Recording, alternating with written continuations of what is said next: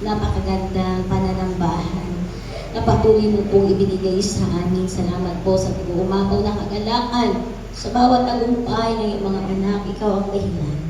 Salamat po, Diyos. Sa umaga po ito, muli po kami, Panginoon, ka lumalapit at tumutulog sa bahay mo kami muli sa makikinig ng mga salita. Tulungan mo po kami upang makita namin ang iyong nais sa aming mga buhay. Mapalakas mo kami, Panginoon, at higit namin magpawaan ang iyong mensahe at ang iyong sasabihin sa bawat mga anak mo. Mag-ministeryo ka po sa buhay ng bawat isa.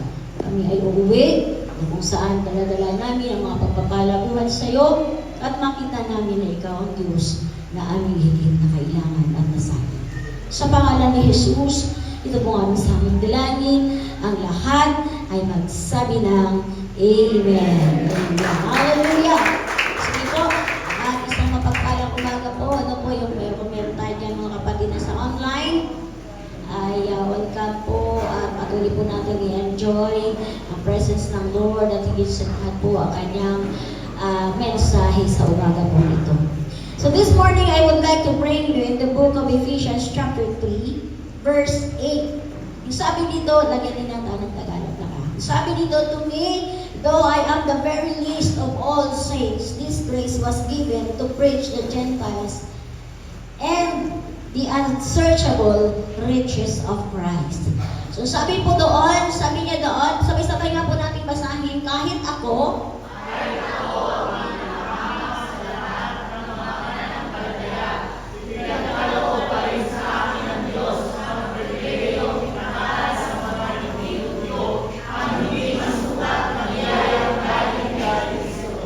Amen. Praise God.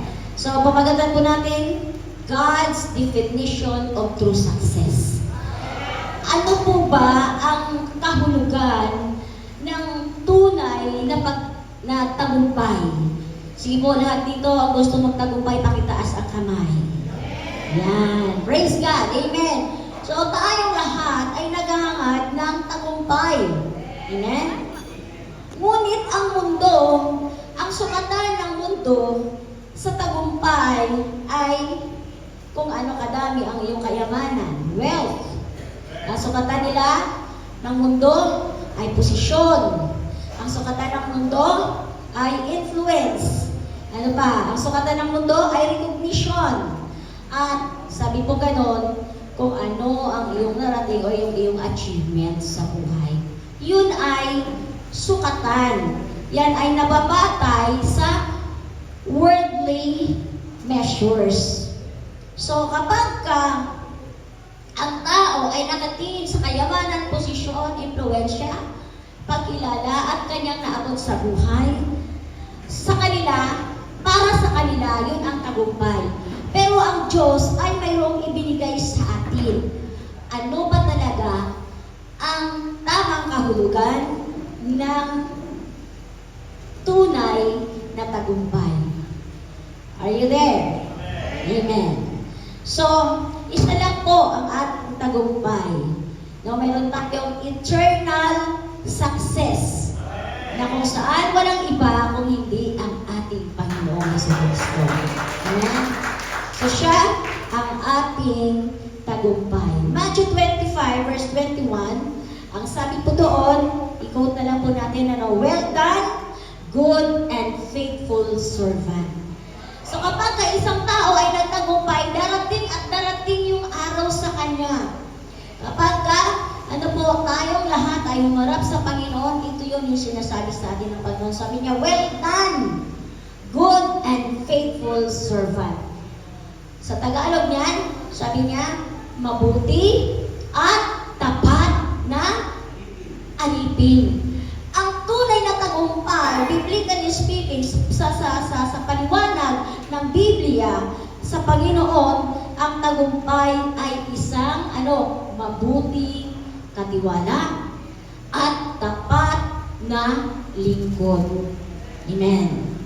So point 1, success is a gift, not a goal. Lagi po natin makakatandaan na ang tagumpay ay regalo. It is a gift. Kaya minsan ang tao magtataka, bakit parang kayod ng kayod, overtime ng overtime, ang gabi ginagawang araw, pero hindi pa Because we must know that success is a gift. Ito ay regalo. At pag sinabi natin regalo, ito ay magmumula sa Diyos. Amen? So, hindi ito ang goal natin. Amen? Kasi ang tagumpay ay mula sa Diyos. Amen? So, God give us success. Are you with me? So, God give us success. But God never intended success to replace Him. Ang masama sa tao, kapag nagtagumpay, nakakalimutan ng Diyos. So, hindi gusto ng Panginoon na ikaw ay pagtagumpayin at the end, wala na ang Diyos sa buhay mo. That's why it says, but God never intended success to replace Him.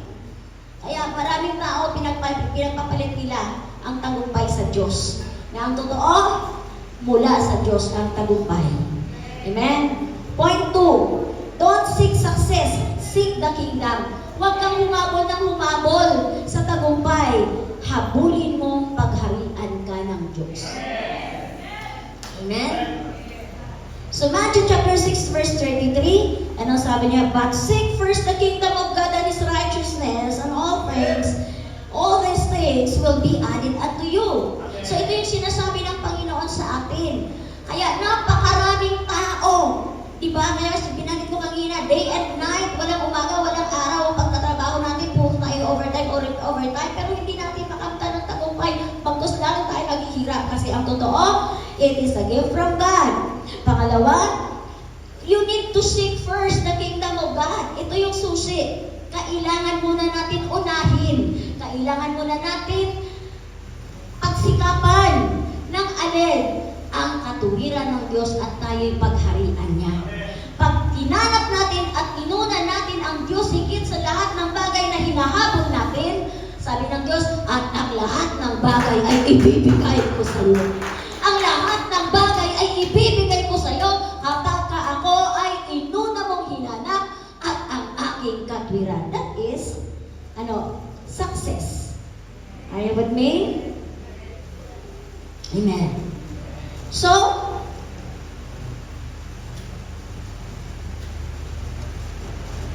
does God want us to be successful? Ang tanong. Gusto ba ng Diyos na tayo ay magtagumpay? Ang sagot, absolutely yes. Joshua chapter 1 verse 8. Ano ang sabi niya? Joshua chapter 1 verse 8. Ang sabi niya, wala pa yata sinasabi ito na sinasabi. Sabi niya, keep this book of the law always on your lips. Meditate on it day and night. So that you may be careful to do everything written in it. Then you will be prosperous and successful. So ano pong tinuturo sa atin ng Diyos? Ang sabi niya, but huwag mong kalimutang basahin ang aklat ng kautusan. Pagbulay-bulayan mo ito araw at gabi. Para malaman mo kung paano mo matutupad ng mabuti ang lahat ng nakasulat dito. Kung gagawin mo ito, sabay-sabay. Sabay-sabay po.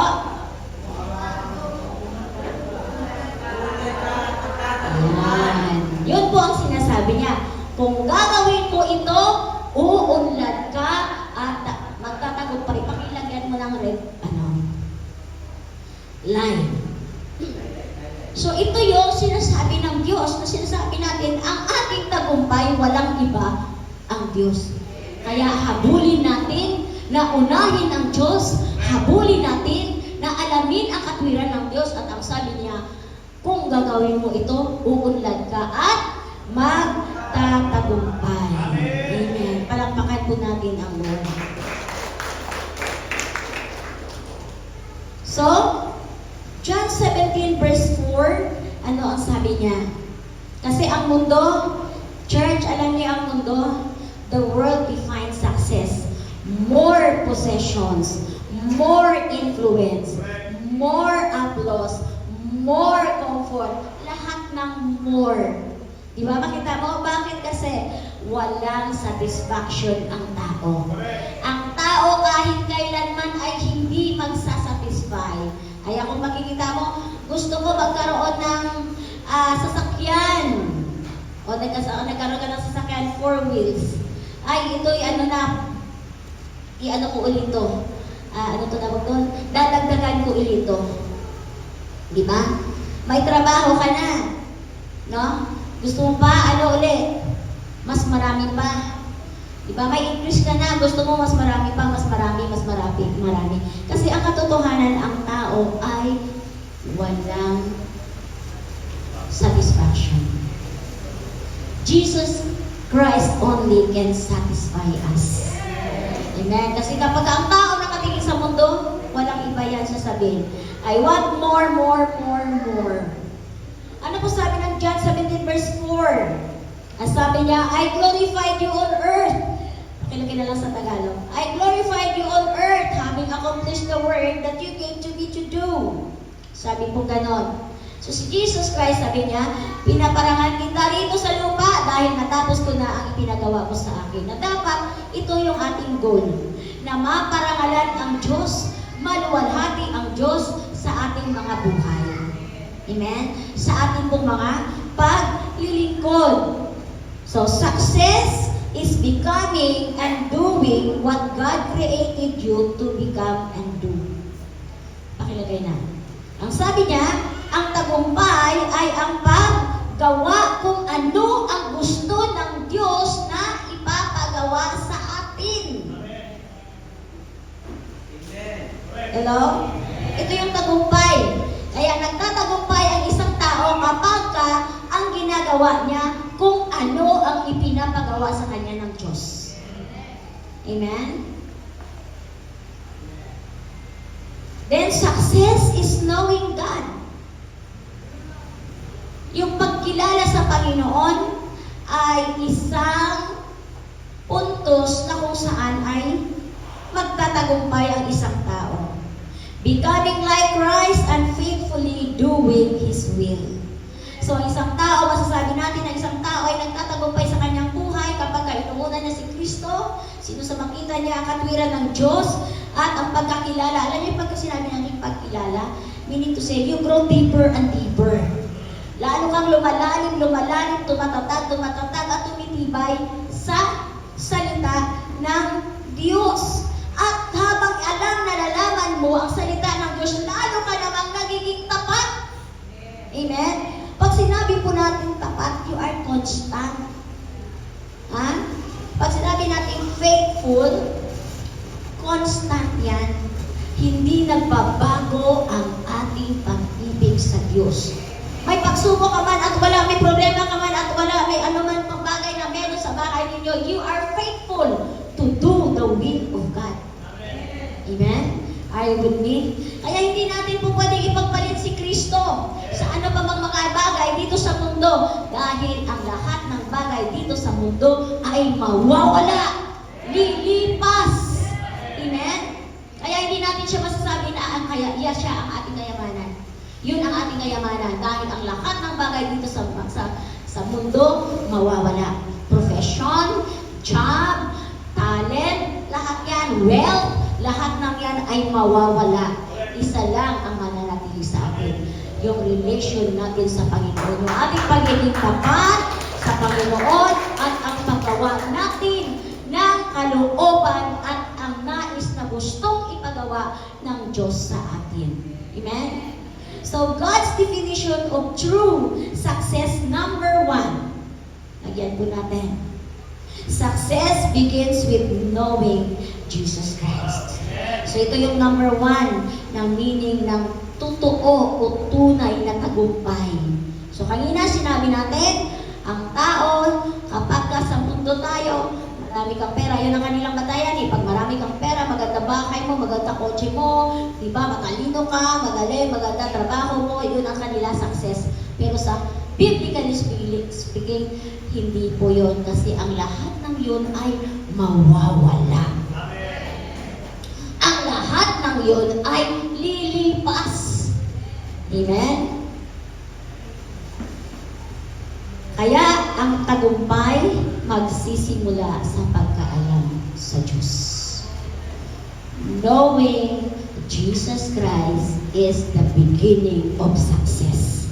Sino po dito ang inaalam niya ang Diyos day by day? Amen?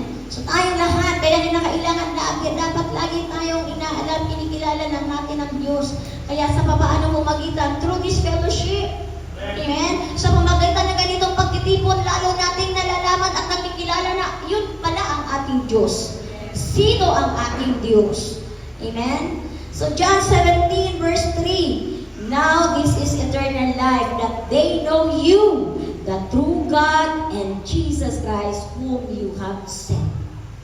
So sabi po doon, ano po ba ang pagkakilala sa ating Panginoon? Na ang ating Diyos ay siyang nagbibigay sa atin ng buhay na walang hanggan. Amen? Walang kahit pinakamayaman sa buong mundo, hindi niya kayang bilhin ang kanyang kaligtasan.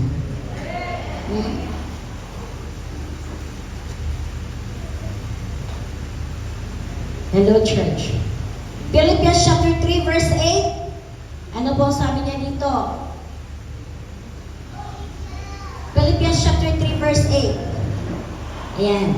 Sabi niya, I count everything as loss because of the surpassing worth of knowing Christ Jesus my Lord. Sabi po ganon. So sa Tagalog, ano pong sabi niya? Pakisabay-sabay po ng basa. At hindi lang yan. At hindi lang yan. Para sa akin, ang lahat ng bagay ay walang halaga. Kundi ang aking sa pagkakala ko kay Jesus ang aking Panginoon. Ituloy mo ang lahat ng sulat ng lahat ng bagay ng kanyang si Kristo. Yan. So pakilagyan mo nga lakihan mo muna yan sa Tagalog muna. Okay, dyan tayo mag-i-stress. Magbibigay tayo ng stress. Ang sabi dito na Apostle Paul, sabi niya, at hindi lang iyan, para sa akin, ang lahat ng bagay ay walang halaga kung ihahambing sa pagkakakilala ko kay Kristo. Kay Kristo Jesus na aking Panginoon. Sabi niya, itinuring ko na parang basura ang lahat ng bagay, makamtan lang si Kristo. Tingnan niyo po yun, ang puso ni Apostle Paul. Ito yun, kaya naintindihan niya kasi na kung ano man merong bagay siya na pwede niyang ipagmamalaki, pero hindi niya maipagmamalaki bagkos sa halip, itinuring niyang lahat ng ito ay basura. Alam niyo, sa ibang translation niyan, yung word ng basura, sabi niya, ay yung dung. Ano nga, yan. Ha? Yung, dung. Yung anong translation yon? Na kapag sinabi mo, ang lahat ng ito, itunuring ko parang basura. Hindi yan, pakibalik mo na lang sa Tagalog. Sabi niya, itinuring ko na parang basura ang lahat ng bagay, makamtan lang si Kristo. Kaya sabi niya, kayamanan, magandang bahay, magandang kotse, magandang trabaho, pinakamataas na posisyon, bantong, kilala ka sa buong mundo. Sabi niya Apostol Pablo, ang lahat ng ito ay basura sa akin. Sabi niya, itinuring ko ito. Sabi niya ganon, hindi ko ito sinasabing tagumpay na ako, hindi ko sinasabing may narating na ako. Ito sinasabi, bago sabi niya, lahat ng ito ay basura, makamtan ko lang si Kristo. Amen? So talagang hinahangad niya na siya ay makilala niya pa ang Diyos sa kanyang buhay. Kaya kapag sinabi mong tinuring, ano po ba pag sinabi natin basura, di ba tinatapon natin? Tapon na yan, kasi basura yan eh. Di ba? O, pag sinabi mo ng dung, di ba? Sabi niya, tae ang lahat ng to. Sabi niya, magandang sasakyan, magandang bahay, pinakamaganda, cum laude, lahat. Ano pang meron na pwede mo ipagmamalaki, marami kang pera, ikaw ang pinakamayaman sa mundo, pinakagaling ka sa lahat. Sabi ni Apostol Pablo, lahat na yan tae. Diba? Lahat ng yan ay tae yan. Bakit? Kasi basura lang. Lahat ay mawawala yan. Lahat matatapon yan. Lahat ay mawawasak yan. Pero, isa lang ang mananatili. Sabi niya gano'n, kilalanin natin ang gusto ang Diyos. Kilalanin natin ang gusto ang Panginoon. Pahalagahan natin ang Diyos higit sa lahat dahil sa Kanya ang iyong tagumpay. Amen.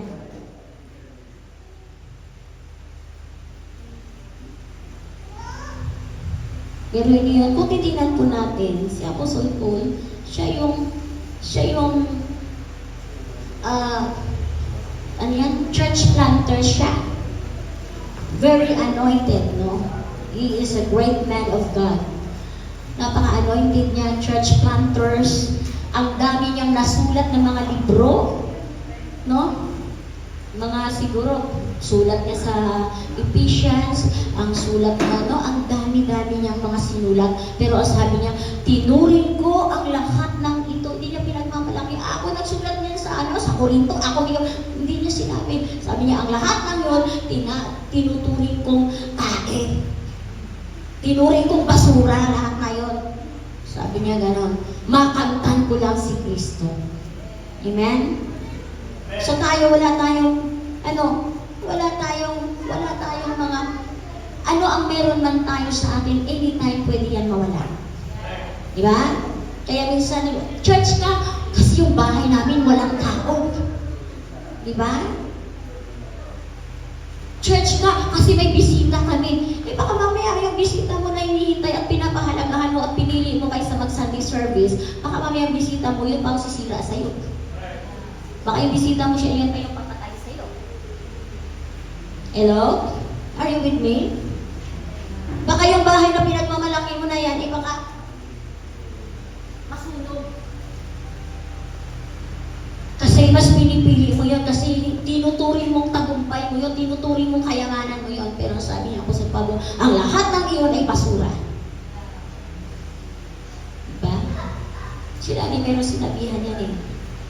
Ikaw pagka gumagawa ka, sabi niya nga gumawa ka ng nasa puso mo dahil mahal mo ang Diyos. Hindi mo po pwede nga, kaya ako ginawa yung ganyan. Hindi mo na pwede tuus-tuusin yun kasi kapag ginawa mo yun, sabi niya gano'n, sabi ni Daddy, ang ginagawa mo, tae-tae lang yun. Tae-tae lahat. Diba? So, ito po yung bagay na to. So, sabi, kung gano'n, lahat ng bagay na meron tayo, hindi natin masasabi tagumpay. Masasabi natin, ang totoong tagumpay ay tunay niyang kilala si Kristo. Amen? Pangalawa, success is faithful obedience. Joshua chapter 1 verse 8, sabi po ganon, balikan natin yung kanina, no? I count everything as lost because of the surpassing worth of knowing Christ Jesus my Lord. Sabi po ganon.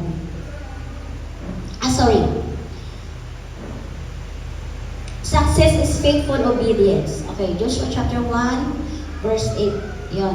Binasa natin kanina, huwag mong kalimutang basahin ang aklat ng kautusan. Pagbulay-bulayan mo ito araw at gabi para malaman mo kung paano mo matutupad ang mabuti at lahat na nakasulat dito. Kung gagawin mo ito, uunan ka at magtatagumpay. Puntusan na ba tayo? Ito na. Okay, number 3 na pala. Okay. So, success is not merely reaching goals. Ang tagumpay ay hindi lang yung mayroon kang goal. Kinakailangan by the time after 3 years, bago magdumating ang 3 years, kinakailangan CEO na ako.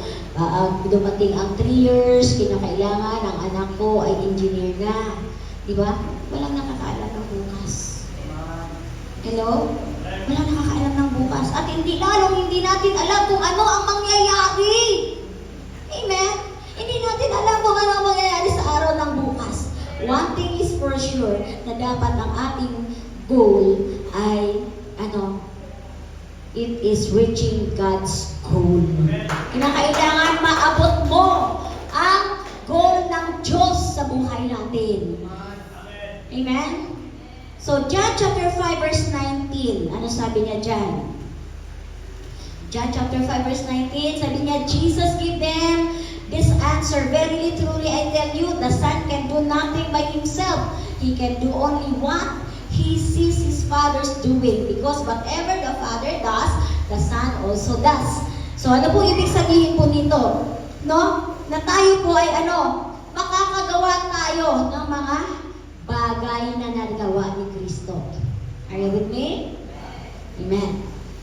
So, stop running after for your goals. Hindi masama ang mangarap. Amen. Pero ang tanong, sa pangarap mo ba kasama diyan si Kristo? Sa pangarap ba ay nangunguna diyan si Kristo? Yun po yung lagi natin tatandaan. Amen. Kung ano ang ipinapagawa sa atin ng Diyos, gawin mo kung gusto mong magtagumpay tayo. Amen. Number 3, success is faithfulness before fruitfulness. Mangyayari muna ang pagtatagumpay bago yung mga pagbubunga. Amen. Success is faithfulness. Ang katagumpayan ay ang katapatan. Magtatagumpay ka lang kapag katapat ka. Are you with me? Tapat ka sa pananalangin mo. Tapat ka sa pag-worship mo. Tapat ka sa paggagawa mo sa iyong ministry. Huwag mong babasta-basta yung ministry mo kasi diba?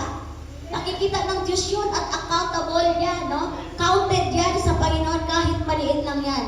Kung halimbawa sumayaw ka, you dance with all your heart, with all your mind, with all your soul, with all your spirit. Alam ng Diyos yun at alam ng Diyos kung paano ka i-reward because you are faithful. He sees your heart. Nakikita ng Diyos yung puso mo. Amen? So sabi niya, success is faithfulness. Ang tagumpay, kahit kung gusto mo magtagumpay, maging tapat ka muna. Hindi po pwede na magtagumpay ka muna bago maging tapat ka. No. Kasi ang tao, kapag ka nabigay na ang gusto, nawawala. Are you with me? Ayan, sabi niya, success is faithfulness. Ang tagumpay ay ang katapatan. Tapat ka sa oras.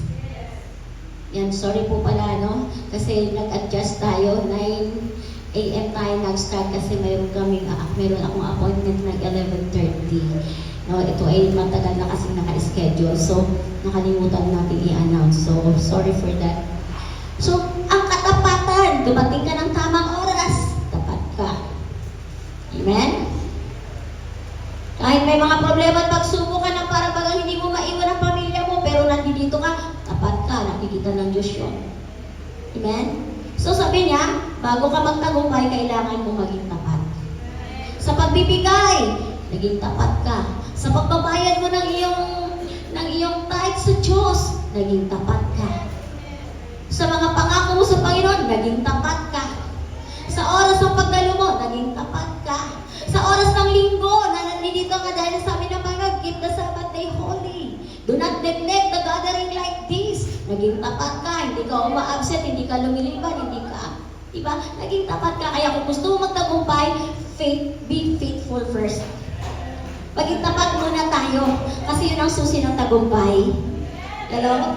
Kung ang ministry mo ay naglilinis, naglilinis, nagbugas ng plato, at mga kung ano-ano pang naglilinis ng CR, maging tapat ka kasi nakikita ng Diyos yun. Dahil ang promotion mula sa Diyos, hindi sa tao. Amen? So, success is faithfulness before fruitfulness. Amen?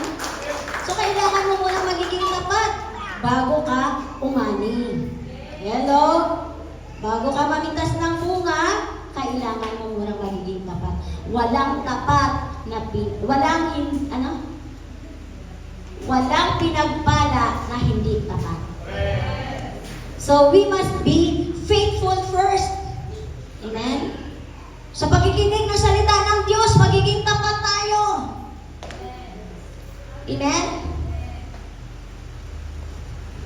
Kahit, alam niyo, minsan, kasi last days, may mga tao na kapag kaayaw nila ng mensahe, hindi sila nakikinig, ginagawa nilang business nilang mga sarili, minsan nakikipagkwentuhan sa katabi. Pero wala naman dito yun. Sinasabi ko lang po yung sa labas. Hello? So kapag ayaw nila ng preaching, pwede silang absent. Diba? Kasi ayaw ko. Nakikita din ng Diyos yun. But remember, success is faithfulness. Ang katagumpayan ay ang katapatan bago umani ng mga pagpapala. Amen? Next.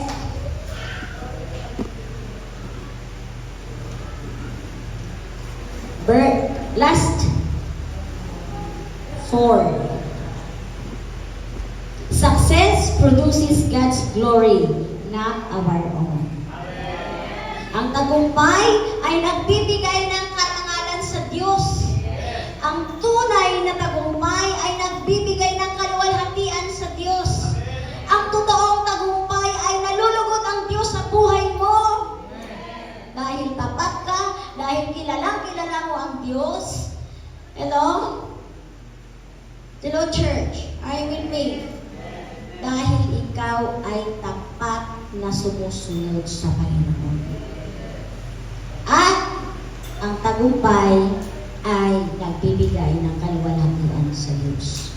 1 Corinthians chapter 10 verse 31, sabi niya, whatever you do, do all to the glory of God.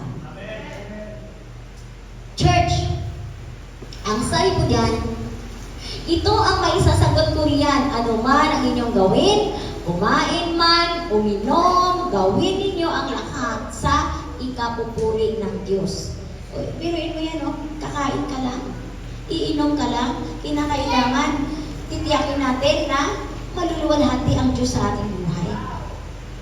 Ngayon, kapag ikaw ba'y nag-almusal ng mga soft drinks dyan, ang lagi mong tinutubig ay mga lahat ng soft drinks.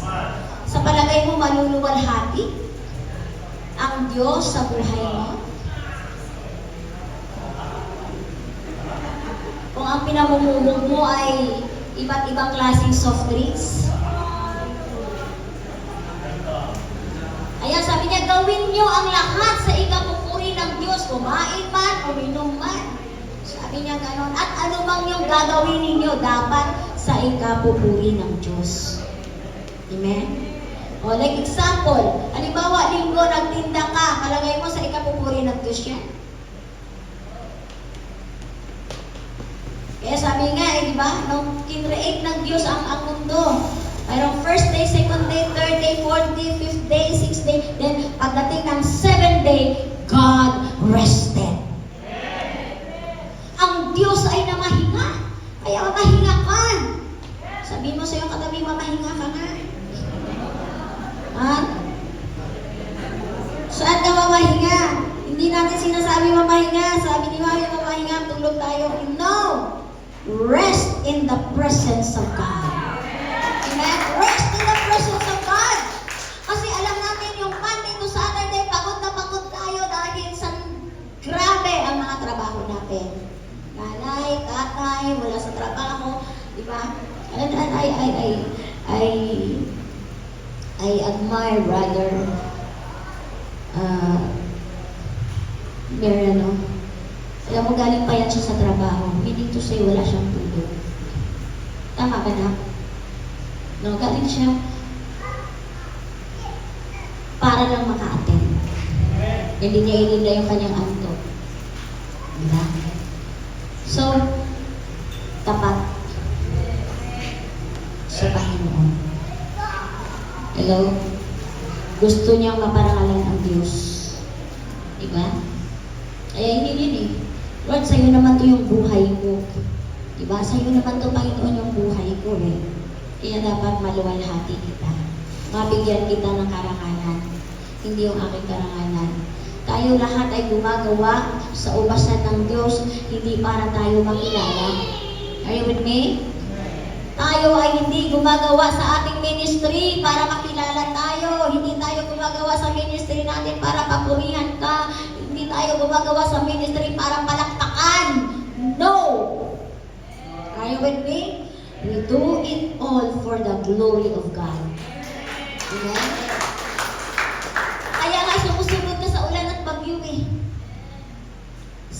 bakit sumusugod ka, naglalakad ka eh? Kasi you want to glorify God. Diba? Paano mo mag-glorify ang Panginoon sa buhay mo? Lakas, laki-laki ng katawan mo, ayaw mo maglakad. Gusto mo laging nakasakay. Kaya marami kang mga sakit na iipon kasi yung cholesterol hindi na mabawasan. Kaya sabi niya? Success produces God's glory.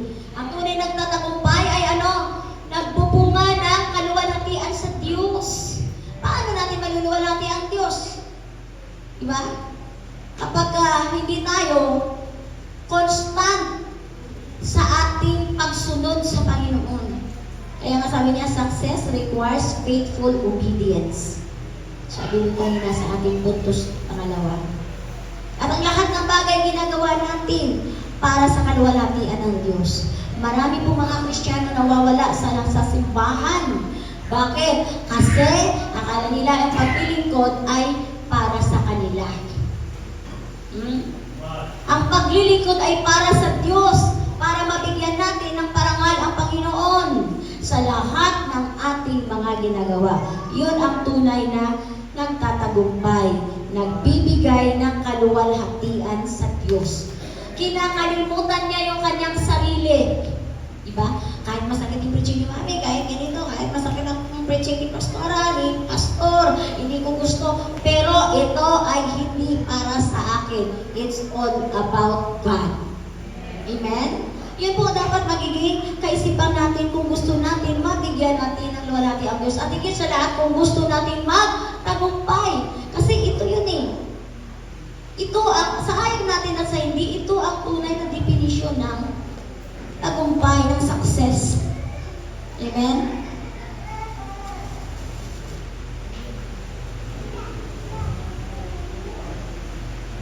Now, the question is, did I succeed? Yan ang tanong ngayon natin sa ating mga sarili. Ako ba ay nagtagumpay na? Tagumpay na ba ako? Pakilagay mo anak. Did I succeed? Natanong na ba natin sa ating mga sarili? Dami-dami kong ginagawa, sobra-sobra na yung ministry ko, sobra ng pagod ko, lagi-lagi na lang mga ganito, ilang years na ako naghihirap, ganito pa rin ang buhay ko. Diba? Tanong, did I succeed? Who receives the glory? Kung nagtagumpay ka, ang kasunod ng tanong, sino ang tumanggap ng parangal? Hello? Hindi kaya ako nahihirapan tayo minsan kasi nagtagumpay ka pero ang glory ay hindi sa Diyos. Kaya tayo hirap na hirap pa din. Dapat kung nagtagumpay ka, kinakailangan ang tatanggap niya ng kaluwalhatian ang kaparangalan ang Diyos. Amen? Another one question. Does God wants us to be successful? Gusto ba ng Diyos na tayo ay magtagumpay? Absolutely yes. Yun ang gusto ng Diyos sa atin. Na ikaw at ako, ang gusto ng Panginoon ay magtagumpay tayo sa ating buhay na ito. Hello? Why? Because God delights in blessings in His children. Nalulugod ang Diyos na pagpapalain ang kanyang mga anak. Take note, church, God is not against success. Hindi tutol ang Diyos sa tagumpay. Ang katunayan, gusto nga ng Diyos. Kanina marami na tayong minasa mga verses na gustong-gusto ng Diyos na tayo ay magtagumpay. Diba? He is against success becoming an idol. Saan against ang Diyos? God, sabi niya ganon. He is against success becoming an idol.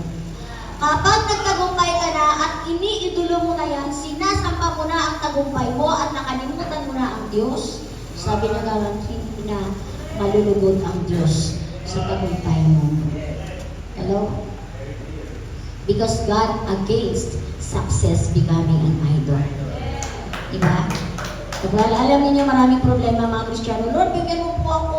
Kailangan ko ng pera na ganito. Lord, nagpo-construction kami ng bahay. Kailangan ko ng ginto. Lord, ang anak ko na mag-i-enroll. Kailangan ko ng ganitong amount binigay ng Panginoon. Pagkatapos ng binigay ng Panginoon, ano na nangyari? Wala na. Pagkatapos kang pinagyaman ng Panginoon, darating na ang lahat ng mga gusto. Di ba, sinagot ng Diyos sa lahat ng gusto? Nakatuon na doon sa binigay ng Diyos. Nakalimutan natin ituon ang paningin sa nagbigay. Ang nakatingin na tayo doon sa binigay sa atin. Kaya ano na ginagawa natin? Pinabubutihan natin, no? Yun na yun, halos na natin sambahin, halos na natin, hindi na natin maiwan-iwan. No? Kaya doon against ang Lord, doon ayaw ng Diyos. Na yung mga, binigay sa atin ang pagtatagumpay, ay magiging Diyos-Diyosan na natin. Hello? Minsan hindi natin alam, nag-create tayo ng mga Diyos-Diyosan sa ating pong mga buhay. Hello? Mas pinipili natin yung mga bagay sa mundo. Sa church, mas pinipili natin yung mga bagay sa mundo kaysa pagharian tayo ng Diyos. Amen? So God against success becoming an idol. Kung magtagumpay man tayo, it is for God's glory, not our own. Amen? Not our own. At it is not enough. Oy, nagtagumpay na ako sa Diyos na to ang papuri. Naintindihan naman ni Lord, wala kasi akong time mag-church. Naintindihan ni Lord, wala akong time mag-meditate ng Word of God. Naintindihan ni Lord na wala akong time mag-pray. Hindi. He is against success becoming an idol.